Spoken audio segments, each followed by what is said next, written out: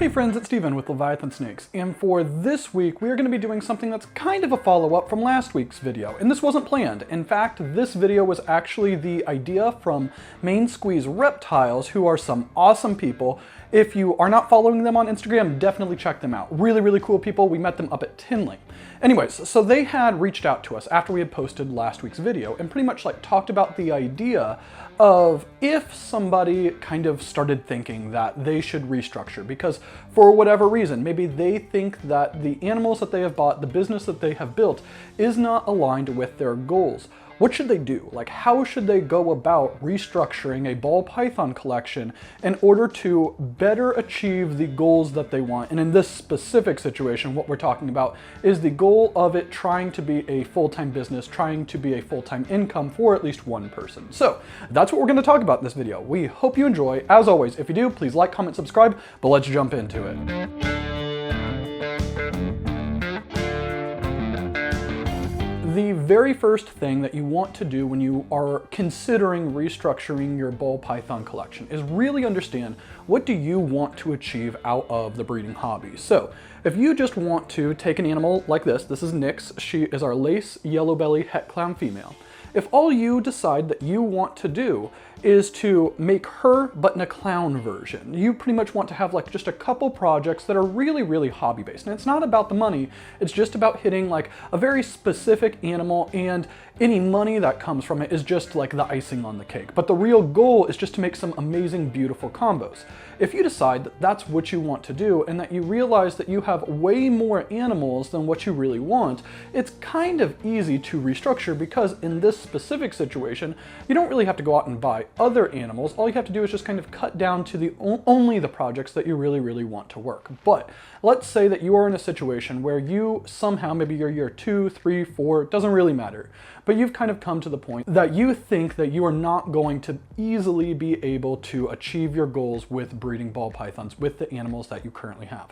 One, I want to say, is it happens to almost everybody in the hobby. Like, we definitely had this happen where at first we were just buying random animals that didn't really fit into projects, and it was just more about those specific animals being beautiful, and it was just a little bit of everything, and it was all across the board. So the very first thing I'd want to throw out there is that you are not alone. This happens to almost everybody who is breeding ball pythons for any length of time. And once you've decided that you do want to restructure your collection, the very, I guess, second thing, not the very first thing, because we already talked about the very first thing, and that is like understand what do you want out of it.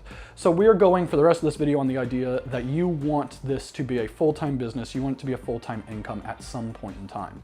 So what I would recommend doing is listing out every single animal with every single like combination of genes that they have that you currently own. And one thing that I've noticed a lot when people will send us lists talking about like what animals they have and kind of like advice on their breeding strategy is it's a lot easier to understand like your direction if they're kind of organized in some way. So if you just looked at your rack and you just went down your rack and your animals were in no particular order, it gets kind of hard to decide like, okay, let's take this project this direction because we already have a strong base in it. When they're all kind of like just randomized on a piece of paper, it's hard to tell patterns. So what I would say is when you're writing down all your animals, you should, for one specific analysis of it, group them by the project that they are part of. So when I say project, there's lots of different ways that people define this, but what I'm defining it as right now is like a foundation that you would build other combos on later on. So if you are talking about the clown project, this girl would fit into it because the idea is that we want to make clown combos, that's a project, and then we want to put other genes into it like lace and yellow belly and anything else that we have in the project. So she would fit into the clown project in this way. And I would organize your list where here's all of the animals that directly fit into the clown project. They will produce clowns, or they can produce clowns, and therefore they are going to fit into the clown project. The reason why I want to point this out, not do the, if let's say that she was just a lace yellow belly. if she was just a lace yellow belly, I would not include her in the clown project, because while we might breed a clown to her if she was just a lace yellow belly, and then we would be making lace yellow belly het clowns, realistically, she herself is not part of the clown project. We are going to work her babies into the clown project. So her babies would be part of them, but she wouldn't be. And this is really important later on because it's going to be able to help you identify what animals don't really fit into projects. So that is the second step, I guess, is write down all your animals and then organize them into their various projects. This could be clown, this could be pied, this could be campfire, it could be freeway, highway, anything like that. But organize them into the project. The project is the base combination of genes, and then you are planning to build other combinations on top of that base.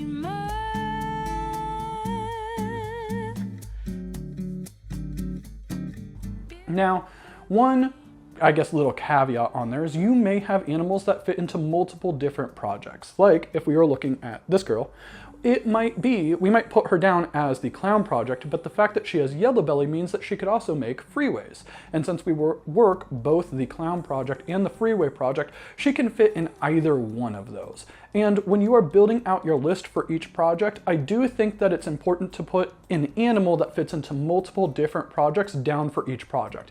And then have like a little star next to them, because that lets you know that that animal is really, really versatile to you. Because if we were going to work let's say, the lace clown project, and we wanted to work a lace freeway project, we could potentially buy one animal that was lace het clown, and we could buy one animal that was lace yellow belly, and those two animals would serve the exact same purpose that she serves as one animal. So being able to find these kind of like optimal synergies between the projects that you are really wanting to work is how you can make your collection more efficient. And if you have a more efficient collection, it will drive down the costs of keeping that collection, as well as give you a chance to work one animal for more years. So you don't have to keep as many animal, and that one animal will have a longer useful life for your breeding plans, because one year you could pair them to clown, the next year you could do a freeway, and so on and so forth. So that is, when you're going through your entire list of animals, definitely mark down animals that can fit into multiple different projects in their areas whenever you're writing them down, and then kind of put a star next to them, because you're going to know that those are probably going to be the really, really strong animals that you want to keep no matter what.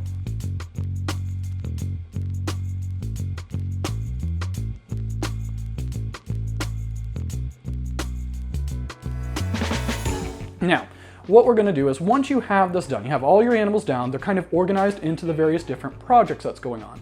The next thing that I think that you should do is you should go through each individual animal and you should label whether or not that animal is primarily going to make pet grade animals, if they're going to make animals for entry-level breeders, if they are going to be making animals for enthusiast breeders, or they're going to be making like the leading edge stuff that nobody has. So the reason why this is important is it's going to show you which market you are best suited to serve. So if you have a bunch of single gene banana females, given the current market right now, those would probably be producing pet grade animals. And there's nothing wrong with pet grade animals. They're just a little bit less expensive, but they're really bright and flashy, and new people to the hobby in general, to reptile keeping, really, really like them. So they would serve that segment really, really well. And then if you're looking at new breeder animals, these might be like some simple combo clowns or some simple combo pieds with not necessarily super crazy genes in them. And that's going to serve people who are just getting into the breeding part of the hobby, and so on and so forth. So once you get all of your animals that you have on your list labeled, whether or not they make, it's not necessarily whether or not they are, but they make primarily pet grade animals, they make primarily entry-level breeder animals, and so on and so forth. Then we are going to be able to analyze and figure out what are you best suited for.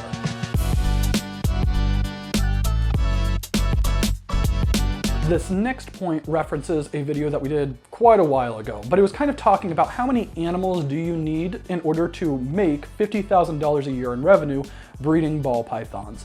And the biggest thing that I feel like that I kind of noticed during all of the research for that video is, while it is possible to make $50,000 breeding pet animals, breeding entry-level breeder animals, and breeding like higher-end animals, the amount of animals that you need and the amount of work required to make $50,000 a year breeding pet animals is so much more than all of the others that I believe personally that if you are working it from a kind of small operation like us, and by small I'm kind of saying 100 animals or less, it requires so many clutches and so much work to take care of those animals, so much work to care for the babies, so much work to sell the babies, that it is pragmatically impossible to do if you have a full-time job and this isn't just your whole income.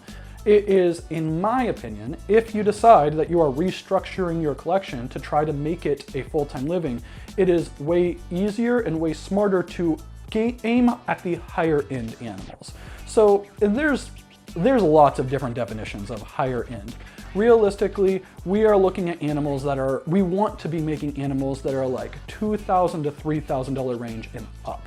And that's a lot. That's a lot of money for an individual animal. That's going to be a lot of money for the breeders. But the reason why that this is going to be important is that if you are making, let's say, $2,500 animals on average, you only need to sell 20 of them a year, which is completely doable if you are trying to run a reptile breeding business out of a spare bedroom or something like that. And a lot of times, if you are looking into the restructuring part of your collection, it's early on in somebody's breeding career. So when we are trying to move out animals, our ideal goal is we're trying to make animals that are like $2,000 and up. Now, we can make animals that are lower, and we're going to talk about them here in a second, but when we are making animals for the pet grade or for the entry-level breeders, we want to be really deliberate and understand what those segments are really looking for.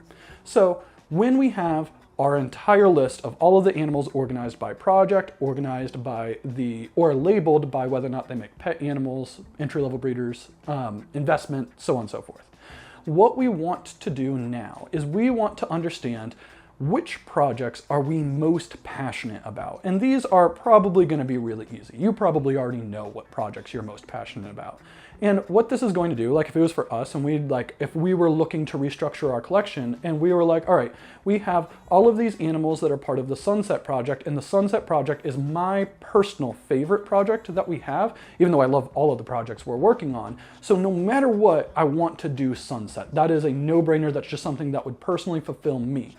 I think that this is the most important when picking your project. It's most important to pick something that you personally are so excited about that it does not matter if you make money from it, because you would be willing to hold back all of the babies if you had to, and you just would love to see the new combinations crawl out of the egg.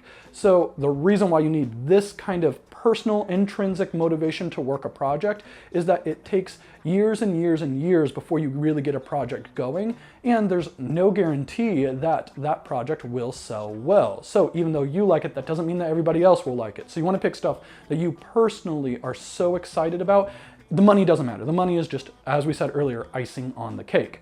I think that if you have, I'm going to say 100 snakes or less, I personally think that you can work 3-ish projects really well with 100 snakes or less. So the reason why I say 3-ish projects really well is we did, again, another video way back in the past, but we kind of went over the idea of how much rack space do you need to really work a project. And the reason why I say really work a project versus just making a pairing in it, when I think of working a project, this isn't necessarily just recreating a combo that's already been produced, though that is a completely valid way to go about doing it. Instead, it is about building out a base, a large amount of animals that carry the genes that you are looking for, and then combining those animals in different ways so you can explore and see what that gene or what that project really has to offer. Now, if you are just trying to, let's say, recreate a Pompeii, you don't necessarily need to have an entire rack of animals that are all centered around the Pompeii project, because if your entire goal is just to recreate a Pompeii, you can probably do that on a much smaller scale. When I'm saying work a project, this is more of the exploration, seeing all of the new combos that are possible when you put different genes into that one project that you're working. So because of this, because you need a lot of animals just to explore it, and oftentimes you need a lot of animals to deal with the odds, especially if you're working a double, triple, or quad recessive project, you need a lot of rack space. And it's that reason why I think that you should kind of focus in on at most 3 projects for 100 animals. And realistically, the way that I kind of look at this is if you have an entire ARS 7030, you have one adult rack, if you can dedicate one adult rack per project, and we don't quite do that, we don't quite have enough for that, but you're gonna be in a really, really good shape for that project. You don't have to do this right away. You don't have to have one rack set up for your clown project and you only have 2 animals for your clown project. That's just later on down the line. Jumping back into the approach to this, once you have the projects that you're not really excited about, I personally think if you are not super excited about them and you have other animals, those should be the projects that you're like, okay, I'm not going to work that project. Those are going to be animals that they might be amazing animals, even though they may be very, very valuable. If you are not passionate about working them, I think it would be better to but sell them to somebody who would be passionate about working that project. Now, I actually realized I just forgot something, and that is you may, once you kind of organize all your animals and you've organized them into different projects and all that stuff, you may have animals that don't fit into any project. And if that happens, I think that it's pretty easy to tell that if it doesn't fit into any project, that may be an animal that you want to sell. That might be one of them that hits the chopping block. The only exception to this would be if that has sentimental value because maybe it was your very first ball python and you want to keep it as a pet, completely understand. But if you're looking at it from a breeding program, those animals that don't fit into any projects are probably going to be the first ones to go. Now, you have picked the animal or the projects that you don't really want to work, and you've picked the animals that don't really fit into any project at all, and those ones are kind of gone. So then you may be left with, let's say, half of a collection. So if you had 100 stakes, maybe you're down to 50 at this point. And you might have animals that fit into every single one of those potential projects. Realistically, at this point, now we're going to try to see like what do they add to a project. So if you're working a recessive project and you have multiple different females that might have 1 or 2 genes and they're het for something, or they're a visual with a incomplete dominant gene, anything like this, and then you realize that you also have animals that are just normal het. Or you might have animals that are pos hets, and you are still low on space. And that's the key here, is if you're still low on space. Those might be the ones that you want to move on. Even though they do fit into your projects and they can reproduce it, they are less likely to be pushing it forward. And if it's, let's say, a pos het situation, they may not end up proving out for you. Now, there's no problems at all with working just a het or just a pos het. Well, again, we do this. We have snakes right now that are just pos hets that we are, fingers crossed, hoping they prove out this season. We have animals that are just normals that are het for sunset, and she gave us our very first sunset clutch last season, and she's super, super awesome and we love her. And that doesn't mean just because they're a normal and they're het that you automatically need to get rid of them, but it's just something else that you may want to consider cutting if you realize that you are still low on space.